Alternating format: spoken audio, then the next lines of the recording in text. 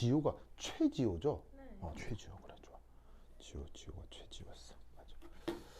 자, 보자.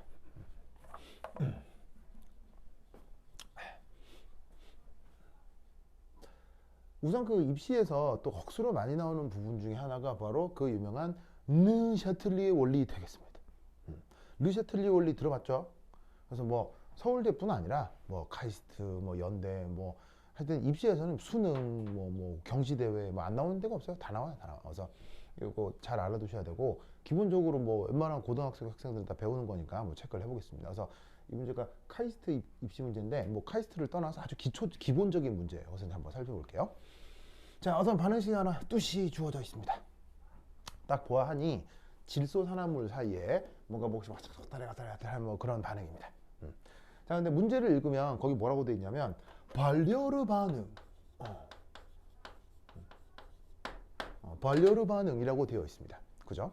그럼 발열 반응이라는 건 엔탈피로 표현을 했을 때 그 엔탈피 부호가 플러스 마이너스 뭐? 엔탈피 부호가 마이너스, 그죠? 엔탈피 감소 이렇게 표현하는 게 발열이죠.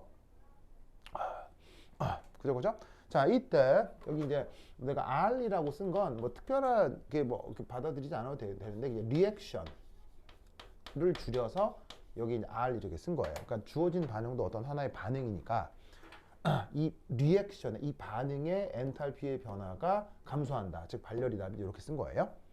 그래서 이제 실험 장치를 쭉 살펴보니까 자, 요런 식의 이제 닫힌 그릇, 요런 기계 장치를 우리가 이제 피스톤이라고 하잖아요. 그래서 피스톤에다가 해당 물질을 넣고 반응을 시켰나 봐요. 뭐 이게 뭐 초기 조건이어도 좋고 평형 상태여도 좋고 어쨌건 뭐 일부의 반응물, 일부의 생성물들이 이렇게 공존하는 상태에서 자, 요거의 이제 요거의 외부 압력이 될 거고 그다음에 그때의 온도를 T라고 합시다. 그래서 이제 문제를 읽으면 요 이제 얘네들이 그 처해 있는 상황에서 문제를 읽으면 압력을 변화시키기도 하고 뭐 온도도 변화시키기도 하고 그다음에 뭐 생뚱맞은 걸 집어넣기도 하고 하면서 얘네들의 평형이 어느 방향으로 이동하는지를 묻고 있는 문제예요. 무슨 말 알겠죠? 자, 그래서 우선 첫 번째 1. 거기 보시면 온도를 일정하게 한대요. 온도를 일정하게 한다. 그러면 온도를 일정하게 한다 해서 부피가 감소한다라고 되어 있거든요. 오, 그러면 사실 잘 봐요. 부피가 감소한다. 이게 다른 말로 무슨 말일까요? 바로 이제 뭐냐면 저 전체 압력을 증가시킨다. 뭐 이런 의미인 거죠. 그래서 이 문제는 뭐 부피가 감소한다라는 말은 다른 말로 압력을 강화시켰다, 뭐 증가시켰다 이런 의미라고 볼 수 있어요. 자, 그러면 이때 그러면 어떤 일이 벌어지면 부피를 감소시키고 압력을 증가시키면 보시다시피 모든 물질들의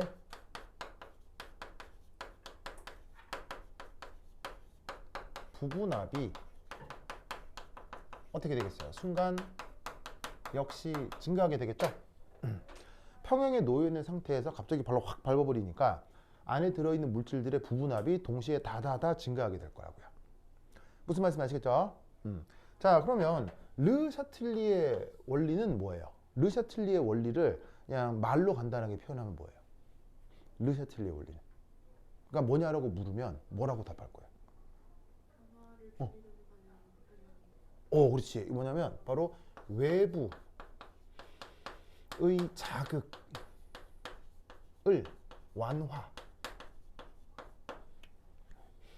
완화하려는 방향으로 시스템이 변한다.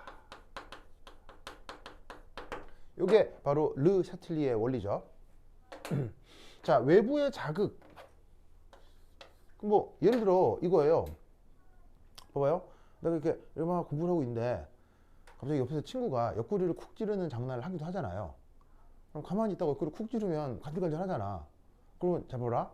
가만히 있는데 옆구리를 쿡 찌르면 쿡 찌르는 순간 에이, 나의 소중한 옆구리를 찌르다니 너의 손가락을 부러뜨리고 말겠어 하면서 갑자기 쿡 찌르는 그 방향으로 에이, 너 찔러라! 막 이렇게 해요?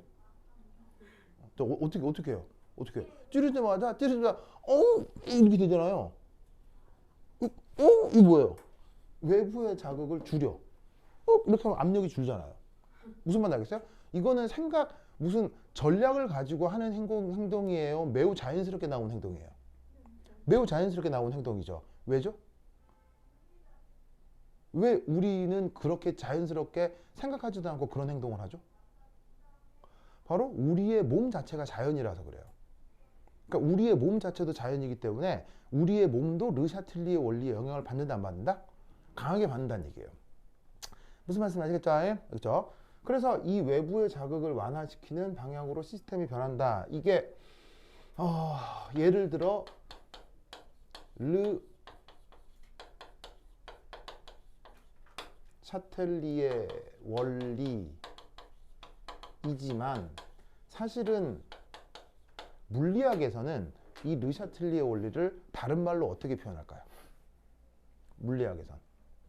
그리고 여러분 다 들어본 말이에요. 작용 반작용?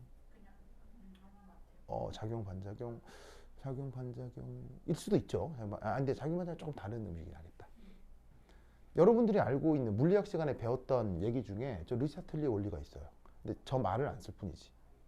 뭐예요, 바로? 물리 시간에 배웠던 것 중에서 외부의 자극을 완화하는 방향으로 뭐가 변해요. 그걸 물리학 시간에 배운 적이 있어요. 그게 바로 전자기 유도예요. 전자기 유도.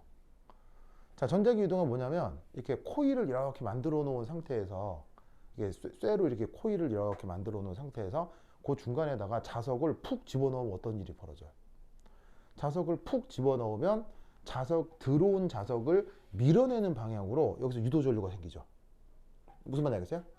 그리고 자석을 다시 빼면 자석이 빠져나가지 못하도록 다시 그 자석을 끌어들이는 방향으로 역으로 또 전류가 생기죠. 그게 바로 누구의 원리예요? 발전기의 원리죠. 혹은 발전기나 전기 모터의 원리죠.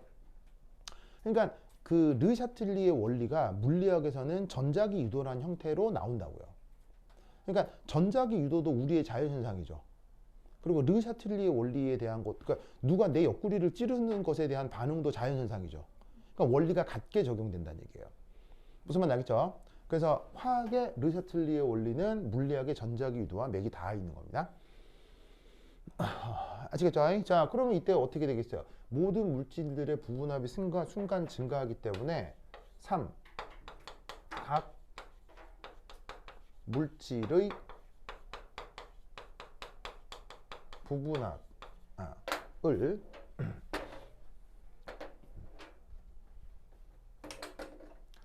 완화시키는 방향으로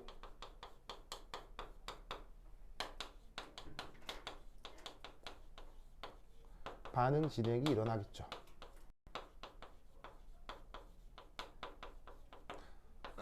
이 경우는 정반응이겠습니까? 역반응이겠습니까? 이 경우는 정반응이에요, 역반응이에요?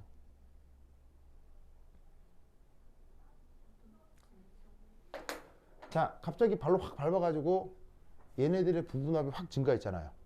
근데 그거를 줄이는 방향이어야 그게 르샤틀리 원리라고 했잖아요. 그럼 이 경우는 저 반응이 정반응, 역반응 어디로 진행이 돼야 전체적인 부분합이 줄어들게 될까요? 바로 이 경우 정반응이겠죠.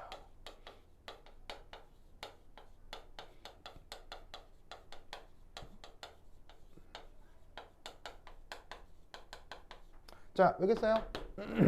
알겠어요? 그래야지만이 입자 개수가 감소하죠.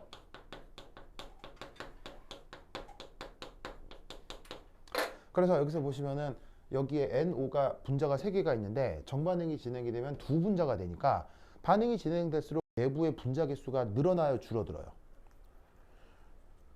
반응이 진행될수록 내부 분자 개수가 줄어들죠?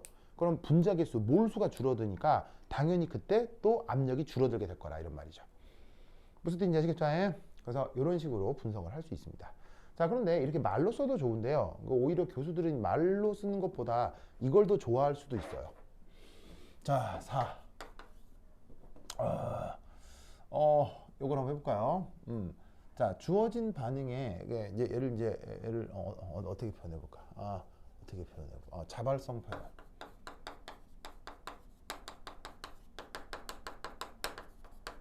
자, 우선 이 녀석의 평형상수를 한번 생각해 볼게요. 자, 평형상수를 보통 K라고 쓰잖아요. 그러면 B를 어떻게 써요? 반응물분의 생성물 이렇게 쓰죠. 자, 그럼 이제 반응물이 누구냐면 저기에서는 NO 고요. 그 다음에 생성물이 N2O. 그 다음에 NO2. 자, 저거인데 이럴 때 그 되게 실수하는 부분이 어디예요? 바로 이런 거죠. 네, 이런 거 이제 빼먹으면 이제 굉장히 큰 실수가 나죠. 그래서 반응식에 이렇게 그 계수가 1이 아니게 붙어 있으면 이렇게 이제 거듭 제곱으로 표현해 주시고요. 자, 그 다음에 이제 얘네들은 EQ. 자, EQ 뭐 줄임말이에요? 바로 화학 평형. 이크윌리브리암. 요걸 줄여서 평형 상태에서의 각각의 농도들을 저렇게 이제 아래 첨자 EQ 이렇게 표현하는 거죠. 그래서 원래는 써줘야 되는데 귀찮아서 생략하는 경우도 있고 뭐. 그래서 어쨌거나 평형 상태의 얘 농도의 비로부터 규정된 게 평형 상수인데, 자, 저놈의 평형 상수는 변해요, 안 변해요? 안 변하죠. 언제 안 변하죠? 언제? 그렇지. 등온 조건에서 항상 일정하죠. 이 말은 온도가 변했을 때는 변할 수도 있고요. 자, 그런데 지금의 경우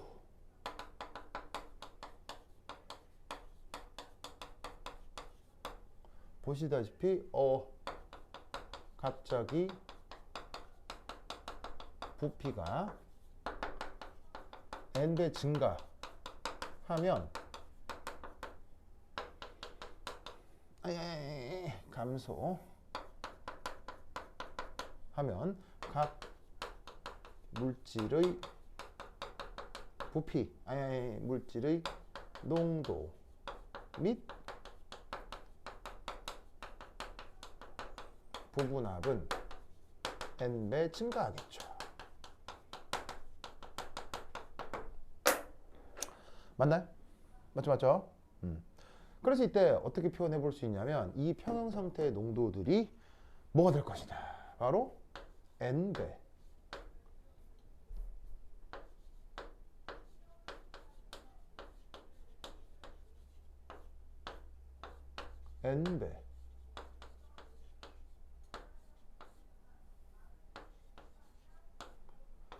분의 다시 또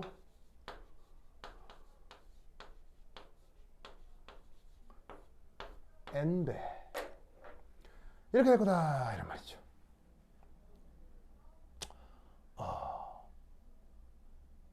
그렇죠. 그래서 어떻게 되냐면 원래 평형 상태로 존재했던 그 농도들에서 각각의 물질들의 농도가 n배 증가했다. 왜냐하면 부피를 확 줄여버렸으니까. 이런 비로 표현된 표현을 뭐라고 부르죠? 이 표현을 뭐라고 부르죠? 이런 표현을? 이런 표현. 그렇지. Q라 쓰고 이름이 그렇지. 반응 지수라고 합니다. 그래서 반응 지수는 물질들의 평형 아니고요. 그 순간 농도로 표현합니다. 그래서 반응 지수는 평형 상태의 상황을 얘기해 주는 게 아니라 어떤 자극을 받은 어떤 순간의 상태를 저렇게 반응 지수로 표현을 하는 거죠. 가능하겠죠? 자, 그래서 쟤를 열심히 이제 표현해 보면 여기서 이제 어떤 생각을 해볼 수가 있냐면 이렇게 되겠군요. 바로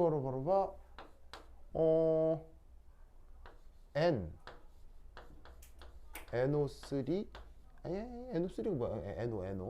NO 평형 상태 3승 오버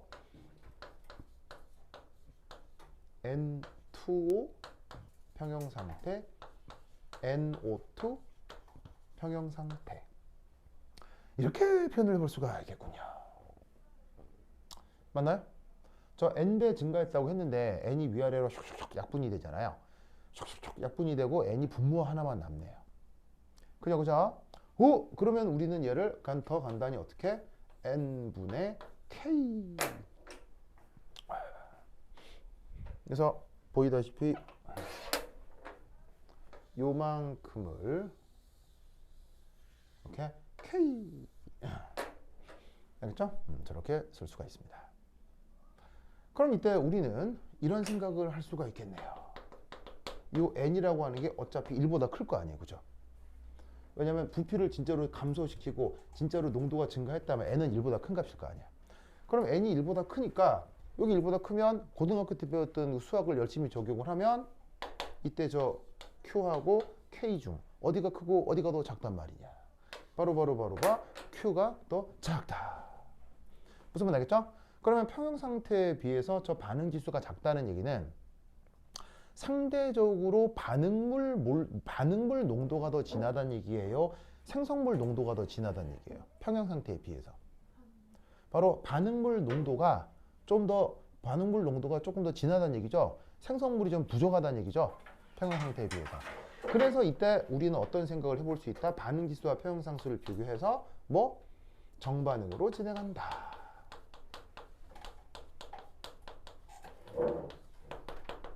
이렇게 표현해 볼 수 있다 이런 말이죠. 알겠죠? 그래서 사실은 이렇게 말로 써도 좋아요. 말로 써도 좋은데 요런 풀이를 사실 교수들은 좀 더 선호한다. 뭔 말인지 알겠죠? 그죠? 너희를 그거 기억해주시기 바랍니다. 이게 깜짝이야 또 뭐? 예. 3번에서요. 아 예. 각 물질의 부분압을 완화시킨다고 하셨는데 이게 그 전체 압력인 건 약간 이해가 되는데 부분압을 완화시키는 부분압이 더해져서 전체 압력이 되니까요.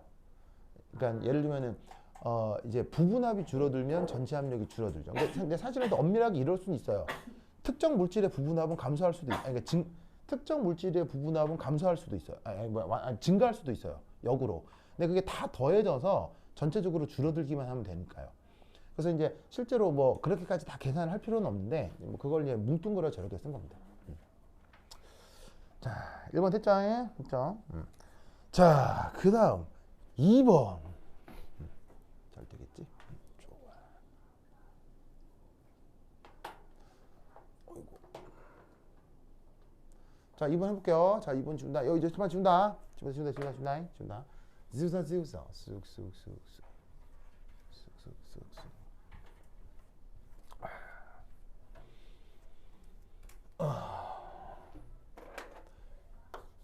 2번.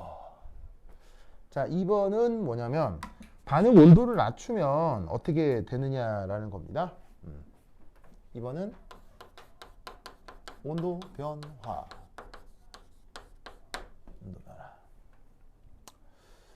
자, 결과는 1. 지금의 경우 무슨 반응?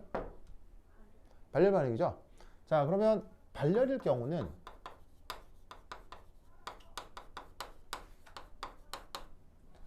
자, 저온 조건에서 평형상수가 커져요, 작아져요? 커지지요. 그 다음에 고온 조건에서 평형상수 어떻게 됩니까? 작아지죠? 이 또한 무슨 원리라고 할 수도 있어요. 이 또한 르샤틀리의 원리라고 할 수 있겠죠, 그렇죠? 그래서 저 원리 그냥 그대로 답하시면 됩니다. 그래서 지금 문제가 제시된 게 발열 반응이기 때문에 언제 더 평형상수가 커지느냐, 저온 상태에서 평형상수가 커진다 라고 생각해 주시면 되겠어요.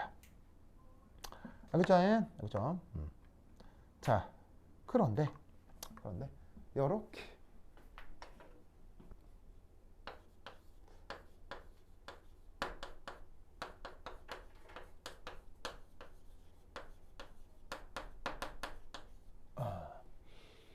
반트홉 시계라고 하는 게 있습니다.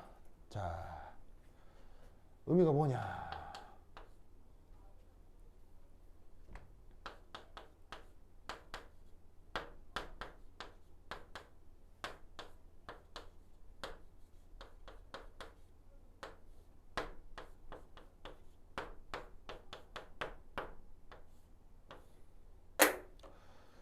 저게 반트홉 시계입니다. 그렇죠? 저기 반터부식입니다.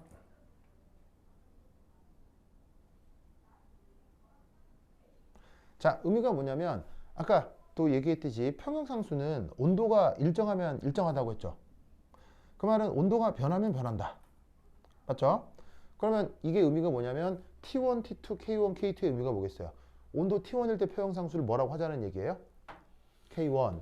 온도 T2일 때 평형상수를 K2로 하자 이런 말이에요. 뭐든 이제 아시겠죠?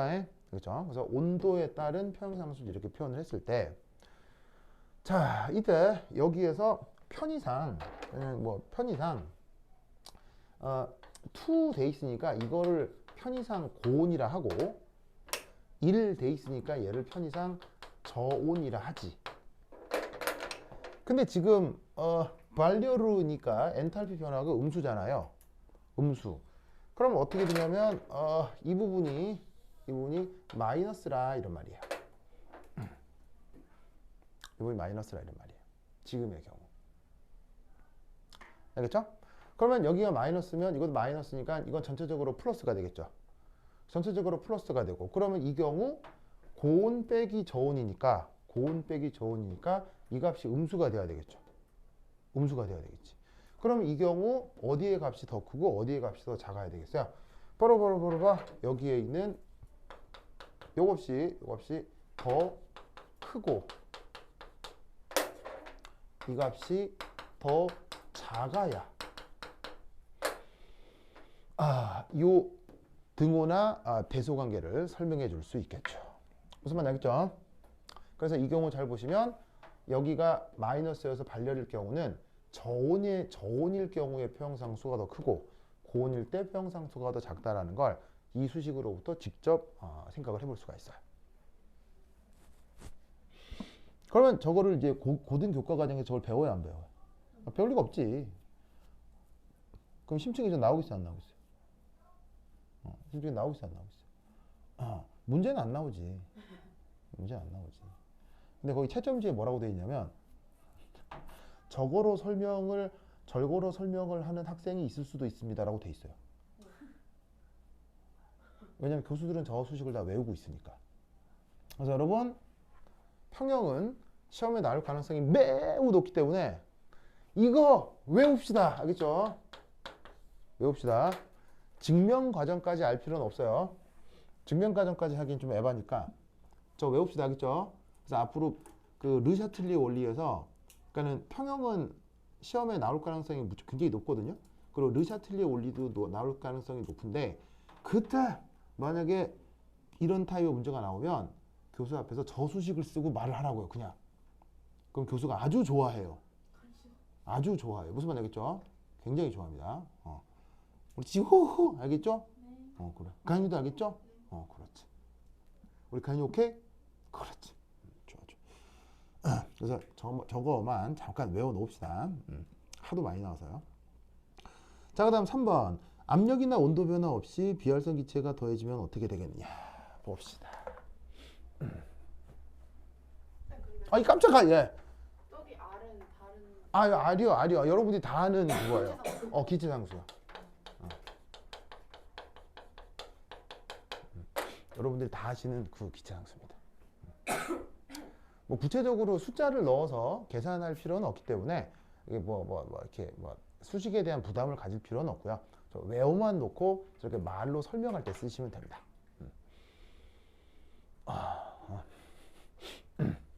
자, 지워볼까? 쓱쓱쓱쓱.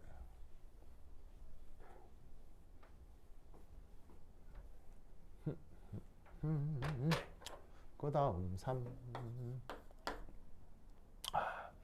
등온 등 앞 조건에서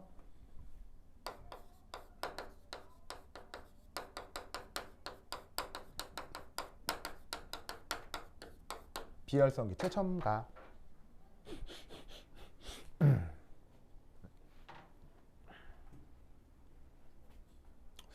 말이 나와서 말인데 비활성 기체 영어로 뭐라고 하죠? 영어로? 영어로. 뭐라고? 지금 뭐라고? 이너럴트, 그 말을 쓰기도 해요. 그 말을 쓰기도 하는데 이너럴트라는 말은 이제 그 반응성이 적은 이런 뜻이거든요. 그 말을 쓰기도 하는데 그러니까 이 이름을 여러 가지 이너럴트 가스도 써요. 이너럴트 가스도 쓰는데 노블 이라는 말도 써요. 그래서 원래 노블이 무슨 뜻이에요? 원래 노블이 귀족이죠. 귀족. 귀족 본 적 있어요, 여러분? 본 적 있어요? 자, 우리나라에 귀족 있어 없어요? 법적으로는 없지. 실제로는 있어요 없어요? 있습니다.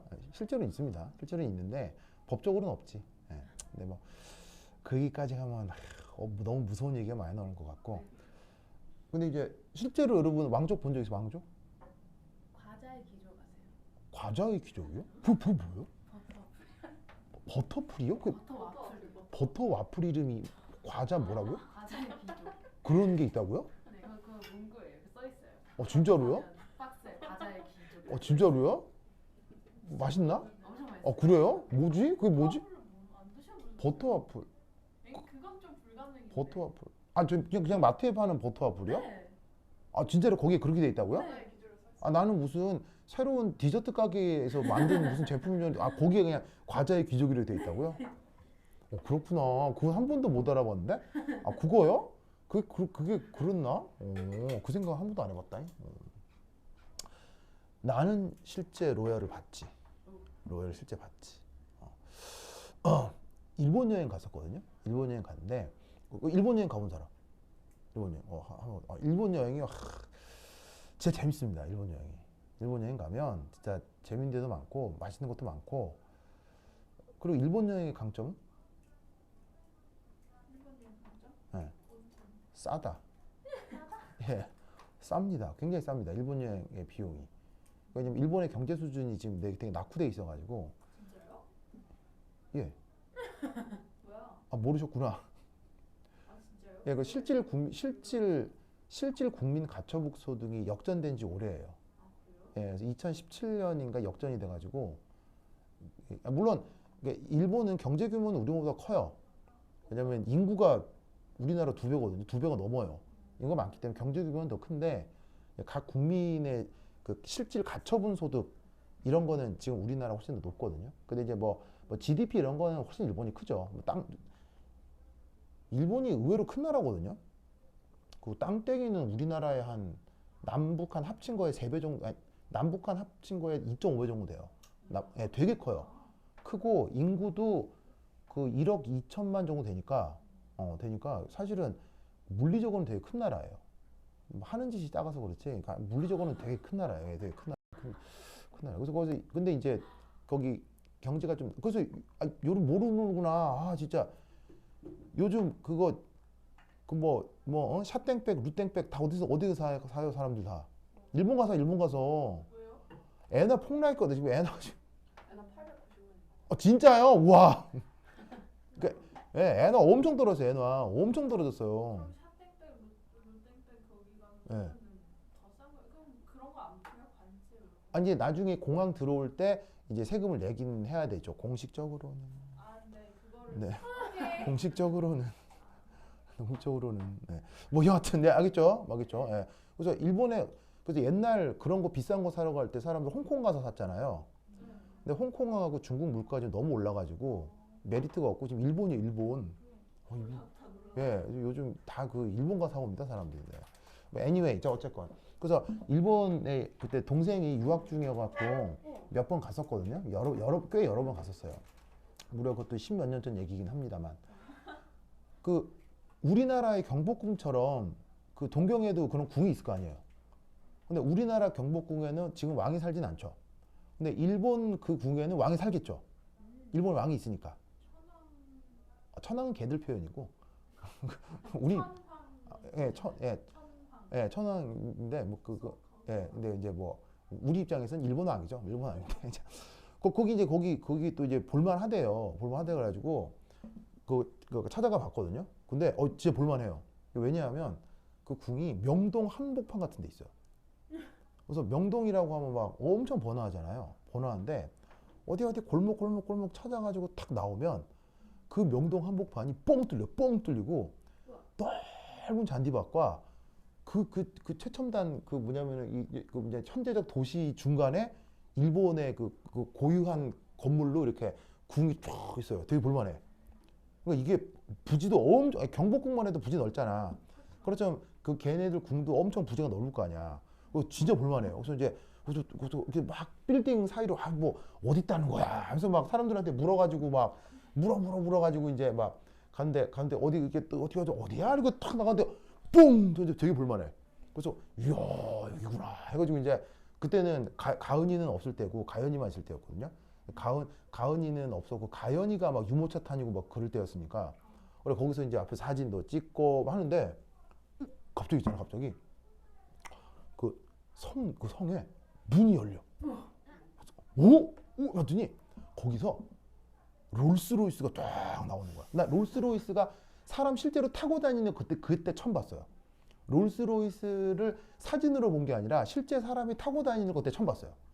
그래서 롤스로이스가 딱 나오는 거서 우와, 이야, 저런 차를 타고 다니는 사람도 있네. 그래서 이제 가는데 갑자기 그 차가 밖으로 안 가요. 안 가고 갑자기 그 큰 넓은 잔디밭 뜰이 있다고 있잖아요.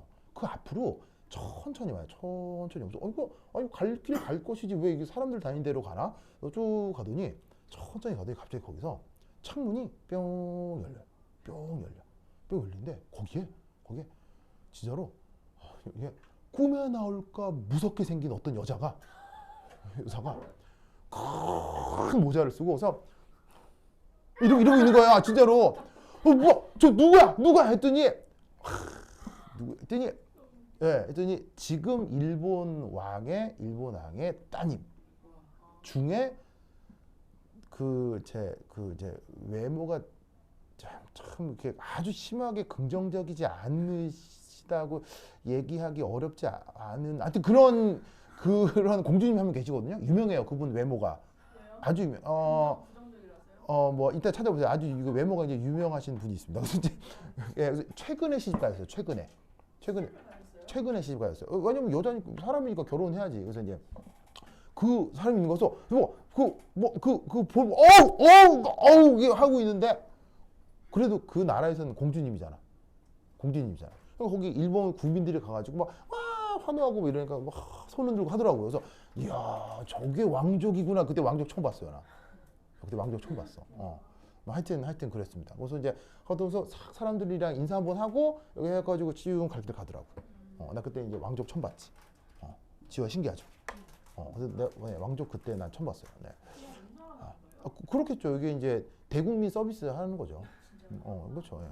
그게 왕족의 하나의 그 퍼포먼스이긴 할걸요. 그 왕족들이 뭐 그렇게 할걸요 아마. 그래서 이제 하여튼 그렇게 하더라고. 근데 하기는 그런 게 있잖아요. 왕족 조건이 있대요. 뭐 어쩌든 행동 규범 뭐 이런 게 있을걸요. 그러니까요. 예. 그래서 그런 거의 일환이었겠죠. 하여튼 그래.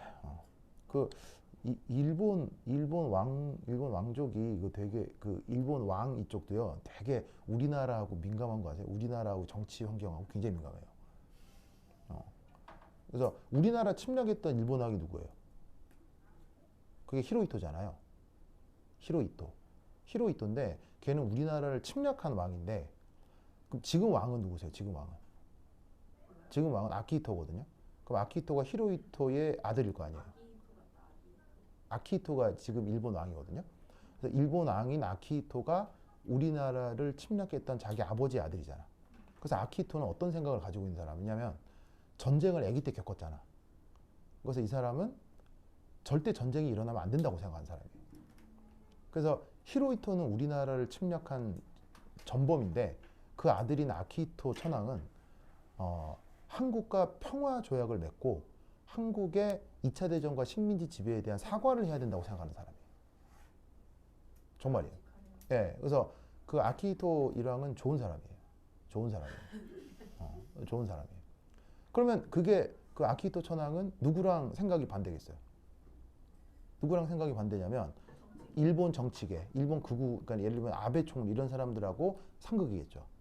그래서 아베 총리가 어떻게 하려고? 아베 총리가 아키히토를 폐위시키고 그 아들 중에 그 아키히토 아들이 또 여러 명 있어요. 아키히토 아들 중에 첫째 아들 이게 또 극우거든. 그리고 첫째 아들이 첫째 아들이 아베랑 친구야. 뭐 기시다 이런 애랑 친구야. 그래가지고 그 아베 총리가 그 아키히토 일본 왕의 첫째 아들 왕세자를 왕으로 만들려고 했어. 그래가지고 아키히토 왕이 어떻게 했느냐? 둘째 아들을 왕으로 삼아버렸어. 미리 선수쳤네요. 선수 친 거예요. 그래서 지금 현재 일본 왕은 2명이에요. 오, 2명이에요. 2명이라고요? 네, 그래서 지금 일본은 그 뭐냐면은 그 상왕이 있어요. 상왕과 왕 2개가 있어요. 그래서 아키히토가 왕의 유기하고 아들에게 왕을 동시에 임명시킨 거예요. 우와, 신기하다. 왜냐하면 그 아베 쪽이랑 싸우려고. 그게 이제 뭐냐면 아버지 죽고 아들이 왕이 되려고 할 때 정치적인 압박이 막 들어올 수 있잖아요. 그래서 그걸 막기 위해서 왕을 2명을 만든 거예요. 그래서 아버지가 돌아가셔도 이 아들이 이 왕을 유지한 상태에서 정치력을 유지할 수 있게. 그래서 지금 일본 왕이 2명이에요. 신기하죠? 신기하죠? 네, 그래서 이제 지금 두 번째 아들, 아키히토의 두 번째 아들은 그 사람 이름이 나루히토거든. 나루히토. 지금 왕은 나루히토 왕이에요. 그래서 나루히토 왕과 아키히토 상왕이 지금 동시에 있어요. 하여튼 그렇다. 뭐 그게 뭐 돌림인 것 같은데요. 뭐 왕족은 그렇게 써야 되나 본데. 어쨌건 노블게스. 자, 그러면 등원 대합 기체에서 노블게스 넣는다. 저거 어떻게 되겠어, 저거? 자, 뭐하고 뭘 일정하게 한다는 얘기예요. 얘하고 얘를 일정하게 한다는 얘기죠. 그럼 얘하고 얘를 일정하게 하는 상태에서 비활성 기체만 후루룩 넣어버리면 어떻게 되겠습니까? 바로 1. 부피 증가 및 각 성분들의 부분압 증가예요, 감소예요? 감소. 무슨 말 알겠죠? 그러면 이 말은 아까 얘기했던 고 1번의 효과와 같은 방향이 있어요? 반대 방향이 있어요? 효과와 반대 방향이죠. 그럼 얘는 정반응이에요? 역반응이에요? 역반응으로 진행한다. 무슨 말씀 아시겠죠? 예? 그렇죠? 이렇게 생각을 해볼 수가 있습니다. 자, 됐고 그 다음 4.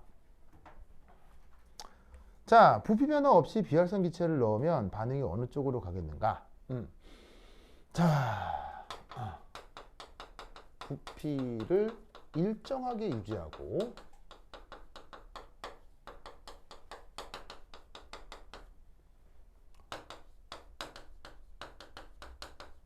비활성 기체를 집어넣었다. 그러면 어떤 일이 벌어질까요? 바로 각 성분의 부분압이 변해요, 일정해요? 일정하기 때문에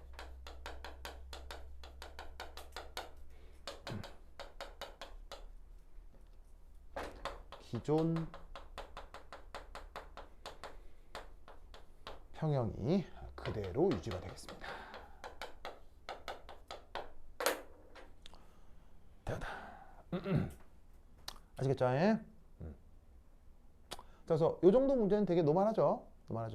자, 그럼 여기에 5번.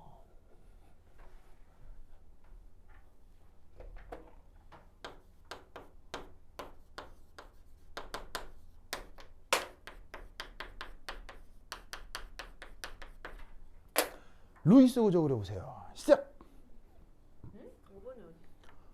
또 추가하신 거예요? 그럼요. 어디 그 NO2 얘네예요? 네, 나와 있는 모든 것들의 루이스 구조를 그려보세요. 시작! 루이스 구조 시험 문제 나오고 있어요, 안 나오고 있어요? 당연히 나옵니다. 나온 김에 겸사겸사 떡 본 김에 제사 보고 반응식 본 김에 루이스 구조 그리는 거죠. 궁금한 게 있는데요. 예? 그 한국식 화학은 이거 원자번호 다 외우죠? 예? 안 외워요? 그거를 굳이 외우게 하진 않습니다. 그런가요? 굳이 외우게 하진 않습니다. 근데 외워지죠. 하도 많이 문제를 보다 보니 외워지는 거지. 원자번호 다 외워지는데 아, 그런가요? 아, 화원에서는 주기율표가 나오니까 네, 근데 문제를 풀다 보면 하다 보면 그렇죠. 하다 보면 외워지는데 화투에서는 그러네요. 네. 그 주기율표를 직접 다루진 않으니까. 하여튼 그러네요. 아, 근데 억지로 외우라 그런 건 없어요. 근데 외워야 될 때. 그렇죠. 외우면 편하죠. 외우면 편한데 억지로 뭐 안 외우면 때리고 막 그러진 않아요. 때리고 안 외웠어 이리 와 곤장 뭐 이런 건 없는데 뭐 외우면 편하긴 하죠. 그러니까 예를 음. 들면 이런 걸 볼 때 네. 그런 걸 주진 않을까요? 주기율표를 주진 않을까요? 예, 주기율표는 안 줍니다. 그러면 외워야 돼요.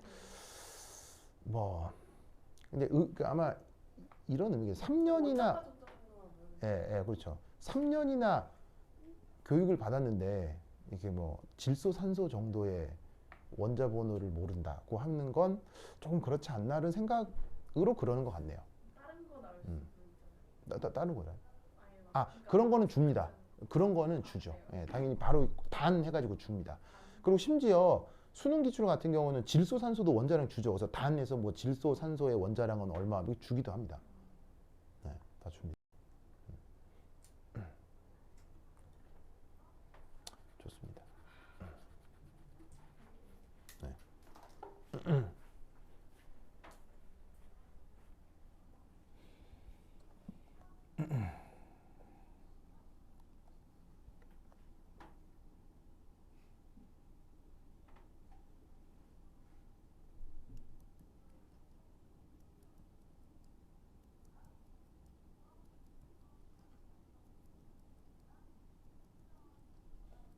자, 그려봤어요?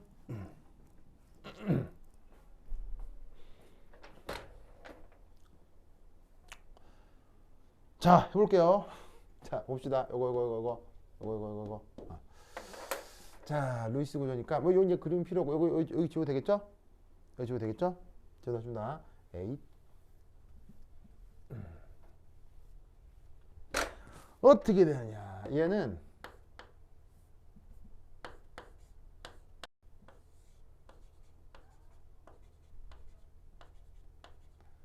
짠짠짠짠 이렇게 된다오. 저렇게 된다오. 그 다음 얘는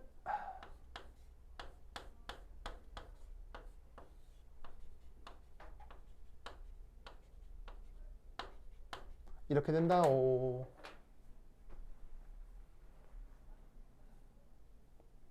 그 다음 얘는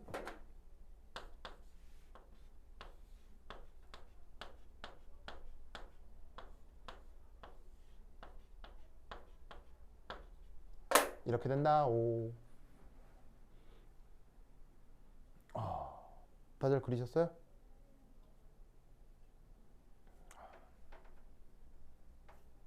주연 너무 이상해요? 응? 문제가 있네요. 너무 당황했어요? 자, 뭐냐면 한번 체크를 해볼까요? 질소는 최외곽 전자가 몇 개의 임이야? 5개. 산소는 최외곽 전자가 몇 개의 임이야? 6개. 다 더하면 11개지. 그러면 옥텟은 몇 개를 얘기해? 옥텟은 8개지. 그러면 8 같은 숫자를 우리가 짝수라고 하지. 그러면 11은 짝수야, 홀수야? 홀수지. 그러면 얘는 옥텟을 절대 만족할 수가 없어요. 홀수를 짝수로 만드는 건 불가능하거든요. 아무리 뭐 전자쌍을 공유한다 하더라도. 그래서 이 NO는 보시다시피 뭐로 유명한 녀석이냐? 이런 식으로 홀전자가 나타납니다. 그래서 놀라웠게도 옥텟 미만족하는 분자입니다. 옥텟을 만족할 수가 없어요. 무슨 말 알겠죠? 그래서 억지로 그리면 저렇게 그릴 수밖에 없어요. 그러면 이때 최외곽 전자가 총 11개라고 했죠? 11개인지 살펴볼게요. 자, 비공호 전자까지 다 세면, 그리고 결합선 하나당 2개의 전자가 있는 거죠. 그죠? 결합선 하나당 2개의 전자가 있으니까 세면 하나, 둘, 셋, 넷, 다, 여, 일곱, 여덟, 아홉, 열, 열하나. 11 맞네.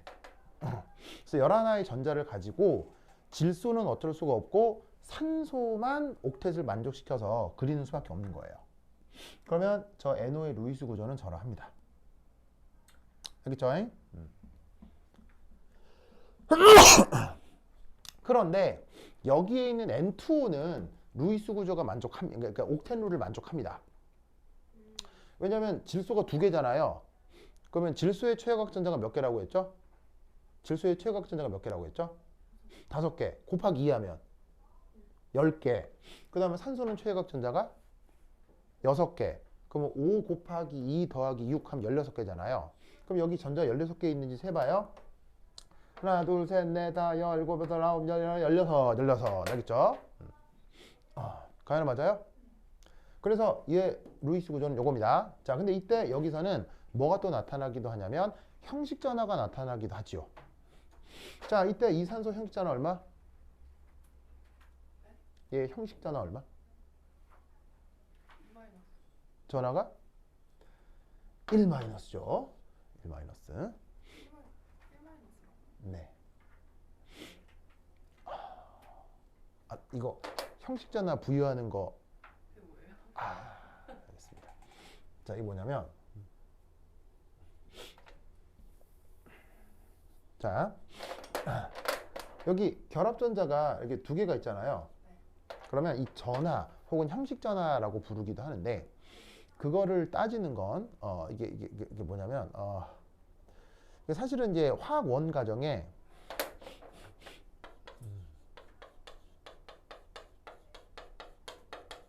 이 말이 안 나와요. 화학 원 과정에 이 말이 안 나와요. 안 나오는데 예를 들면 이런 루이스 구조가 나오잖아요. 이런 루이스 구조는 본 적 있죠. 그러면서 이 질소에 이렇게 표기가 되죠. 네, 그러면서 교과서에 뭐라고 나오냐면 이 경우 질소의 전하가 플러스다 이런 말이 나오거든요. 이게 원래 이름이 형식 전하예요. 영어 이름으로 formal charge. formal charge라고 해요. 예, 공명구조 할 때도 나오는 녀석이죠. 그러면 수능 교과서에 그 화학원 교과서에 이게 나오잖아. 이런 게 나오거든요. 이런 게 나오거든요. 그럼 교수들은 이걸 보면 뭐라고 생각한다? 다 형식 전하를 배우는구나. 이렇게 생각을 하는 거예요. 그래서 루이스 구조 그리라고 할 때 형식 전하가 뭐냐라고 분명 물을 수 있어요. 알겠죠? 자, 그럼 이거 어떻게 따지느냐? 이렇게 합니다. 전자가 두 개가 있죠. 그러면 두 전자는 결합을 이루는 전자는 절반씩 서로 나누어 갔습니다. 가연아 몇 개씩 나눠 간다고요? 절반. 그리고 비공호 전자는 그 해당 원자가 다 가져갑니다. 그럼 이 산소는 전자를 몇 개 형식적으로 갖는 거라고 보냐면 요렇게 형식적으로 산소의 것이라고 생각하는 겁니다. 무슨 말 알겠죠? 그러면 산소의 최고각 전자는 원래 몇 개? 산소의 최고각 전자는 원래 몇 개? 6개잖아. 6개인데 지금 몇 개 됐어? 6개인데 가연아 지금 몇 개 됐어? 7개 됐지? 하나 많아졌어 적어졌어? 많아져서 마이너스. 가연아 매우 쉬워? 뭐 굉장히 어려워? 매우 쉽죠? 그러니까 교수들은 이걸 배웠다고 생각하는 거야. 무슨 말 알겠죠? 근데 이제 일반계 고등학교 학생들한테는 수능에 나오지도 않는데 이런 거 가르치면 막 화내죠. 화내죠. 그래서 말을 못 하는데 이게 뭐냐면 이게 심층에 나옵니다. 자, 그럼 이제 여기도 한번 해볼까요? 여기도 자, 그럼 여기도 이제 결합전자가 하나, 둘, 셋, 넷, 다섯, 6개 있는 거 아니야, 그지? 3중 결합이니까 6개의 전자가 있는 거 아니야. 그러면 아까 뭐라고 그랬었냐면 결합전자는 양쪽이 나누어 갖고 비공호 전자는 지 거라고 했지. 그러면 이 말단에 있는 질소는 전자를 요렇게 획득하는 거거든. 그럼 지금 전자를 몇 개 획득해? 몇 개 가져갔어? 지금 5개지. 원래 몇 개인데? 5개니까 플러스겠어, 마이너스겠어, 뭐겠어? 어서 얘는 중성인 거야. 그래서 얘는 형식 전하가 중성. 그러면 중간에 있는 이 질소는 전자를 요렇게 획득하는 수밖에 없겠지. 몇 개 획득했어 지금? 4개 가져갔지. 4개. 원래 5개인데 4개 됐지. 그럼 전자가 많아졌어, 줄어들었어? 전자가 줄어드니까 플러스라고 하는 거야. 그건 알겠죠? 그래서 이 N2O는 전체 루이스 구조가 이겁니다. 그리고 루이스 구조에서 형식전화 분포가 이러합니다. 그리고 이 형식전화는 다 더하면 그 이온가랑 같아야 돼요.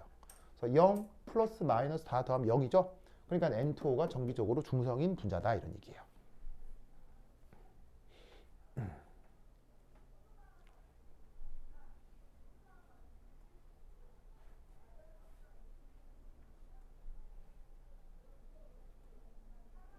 근데 제가 네. 여기서 음.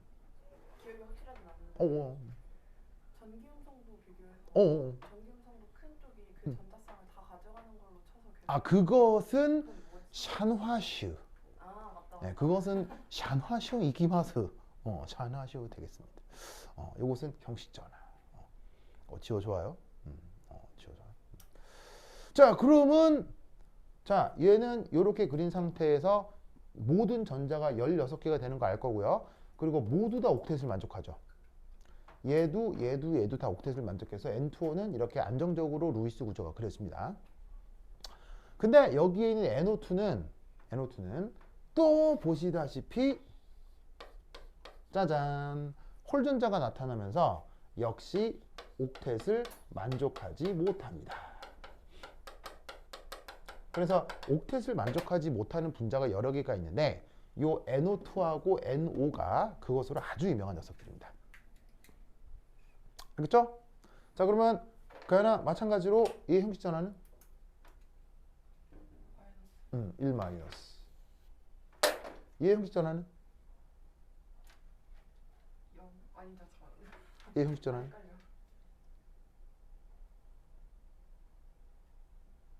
두 개 중에 절반. 네 개 중에 절반. 하나, 둘, 셋, 넷. 전자를 갖는 거예요. 원래 5개니까 4개가 됐으니까 1 플러스죠. 그래서 이게 NO2의 루이스 구조입니다.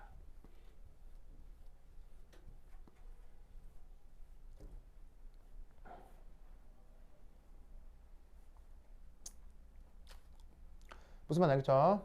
그죠? 그런데 결국 얘가 이렇게 된 건데 반응물은 이 NO가 몇 개의 분자가 있는 거예요? 3개의 분자가 있는 거죠. 그럼 여기에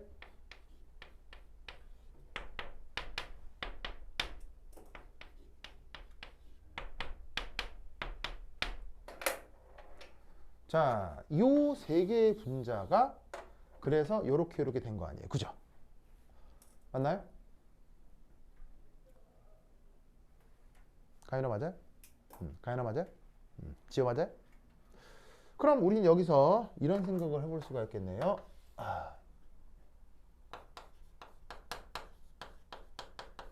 반응 전에는 6개의 결합선이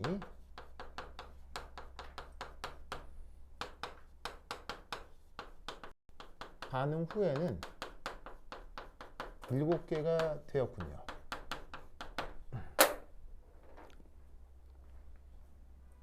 와우. 무슨 말인지 알겠어요? 자, 잘 봐요. 반응 전에 결합선이 하나, 둘, 셋, 넷, 다섯, 여섯. 근데 반응 후엔 결합선이 하나, 둘, 셋, 넷, 다섯, 여섯, 일곱. 맞죠?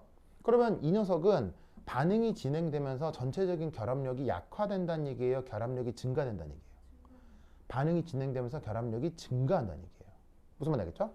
그래서 이 녀석은 뭐냐면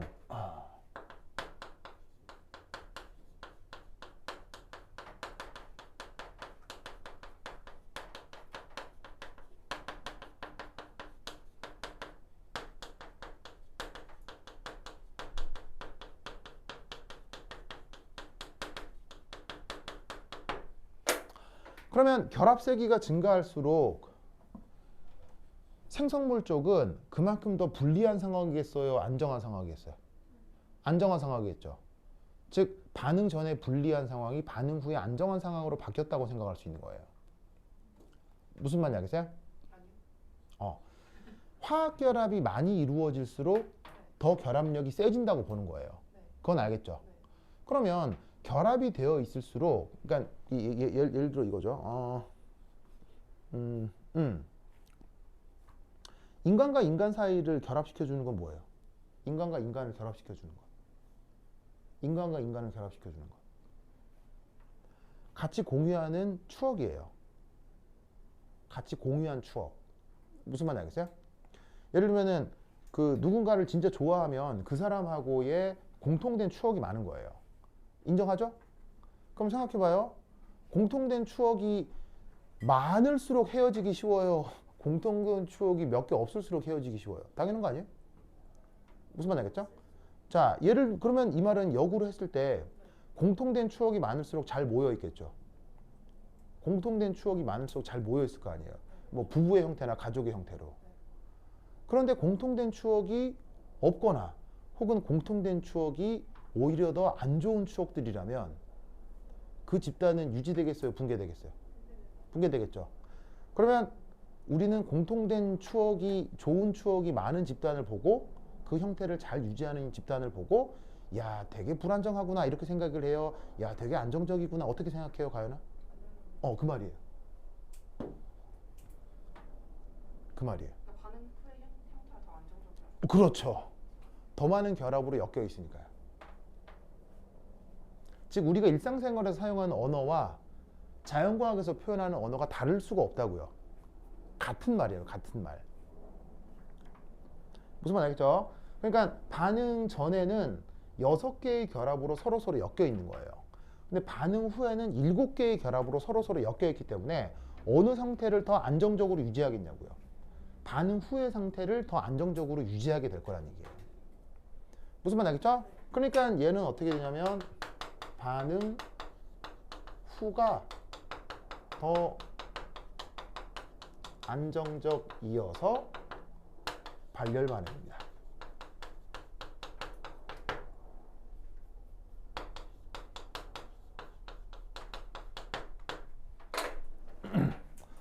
불안정한 상태에서 안정적 상태가 됐기 때문에 필요 없는 에너지가 외부로 방출이 되는 거예요.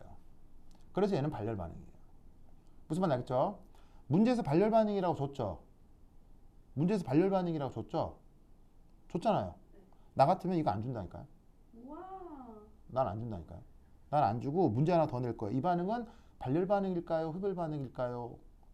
라고 물을 거예요. 나는. 무슨 말인지 알겠죠? 그래서 이 반응은 발열 반응이에요. 이라는 걸 굳이 데이터가 없어도 알 수 있다고요. 그러면 얘를 일반적으로 어떻게 쓸 수 있냐면 이렇게 쓸 수 있어요. 그래서 일반적으로 분자 개수가 감소하는 반응은 발열 반응입니다. 자, 지금 잘 봐요. 몇 개가 되고 있어요. 3개가 2개가 되죠. 3개가 입자가 여러 개가 있는데 나중에 뭉쳐서 입자 개수가 줄어들었다는 얘기는 중간에 결합선이 많아져야 될 수밖에 없는 거예요. 그럼 입자 개수가 줄어들었다는 얘기는 그만큼 그 안에서 뭔가 좀 더 쫀쫀히 결합하고 있다는 거거든. 그러면 남는 에너지가 외부로 방출되는 발열이라는 거예요. 이해하셨어요? 그러면 분자 개수가 증가하면 무슨 반응이겠어요? 분자 개수가 증가하면 무조건 흡열이에요. 알겠죠? 알겠죠? 되게 쉽죠? 안 어렵죠? 근데 이런 생각을 교수들은 다 하고 있어요. 전부 다 하고 있어요. 그리고 이 생각이 혹시 폴링이라는 사람의 정기임성도라고 알아요? 폴링이란 정기임성도. 정기임성도란 말 알죠? 그 정기임성도로 노벨상 받은 사람. 그게 폴링이거든요. 그녀의 폴링이거든. 그 폴링이라는 사람이 노벨상을 받게 해준 생각이 저거예요. 그래서 폴링이라는 사람이 정기임성도 체계를 만들 때 저 아이디어를 가지고 정기임성도 체계를 만든 거예요. 그래서 노벨 아이디어예요, 저게. 근데 얘기 들어보면 뭐 되게 어려워요. 충분히 이해할 만해요. 이해할 만하죠. 그래서 근데 교수들은 저런 생각을 하고 있어요, 항상. 알겠죠? 저런 거를 꼭 저런 것도 같이 알아두시기 바랍니다. 오케이? 됐다. 그러면 한 10분 쉬었다 하도록 하겠습니다. 환절 걷으세요.